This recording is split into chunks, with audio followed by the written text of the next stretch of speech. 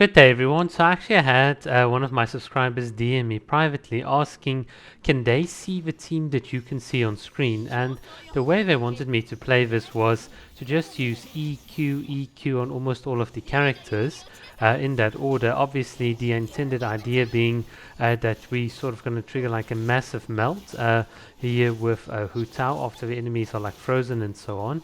And yeah, I mean, teams like these, if you've played like a lot of Genshin Impact and so on, you know they're not optimal. And the biggest thing is obviously the energy cost on all of these characters. So all of them, I think, except for Gon, you have like really high burst cost. And we don't have an effective battery for this team. And you'll sort of notice this in the background. So when there are lots of enemies, energy recharge tends not to be a problem. But when you have more single target focused enemies, it can really start sort of eating into your effective damage per second, and that's just because you don't have your elemental burst up.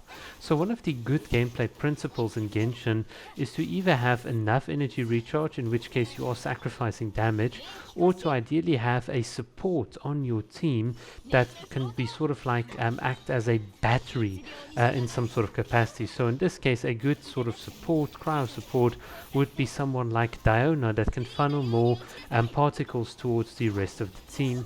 Or for instance, you could also have like other characters that whilst not necessarily being a support, let's say like Rosaria, they do carry a Favonius type of weapon that can proc or like sort of generate for you like general particles that anyone in the team can sort of utilize and so on.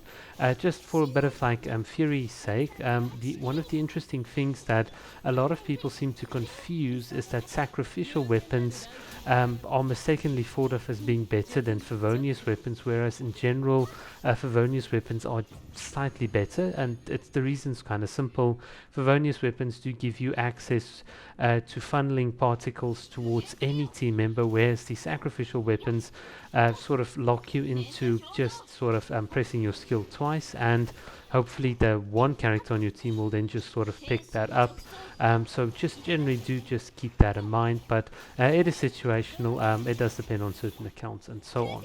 But yeah, as you can see here in the background as well, we've lost kind of a lot of time on the clock because we were just sort of struggling to get more sort of cryoparticles for Shenhe and for Ganyu. And this is kind of the big lesson in today's sort of video.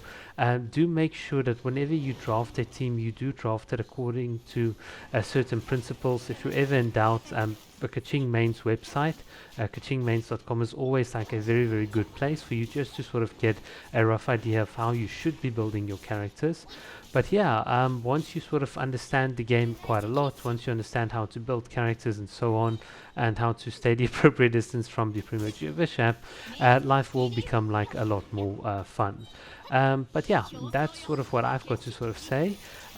This team comp in the background is definitely experimental, and I would not advise trying it, so it's just for demonstration purposes. But yeah, for the subscriber that sort of DM'd me, if you want to make yourself available, you're welcome to, but other than that, I do respect their privacy and so on, and that's been it for this request.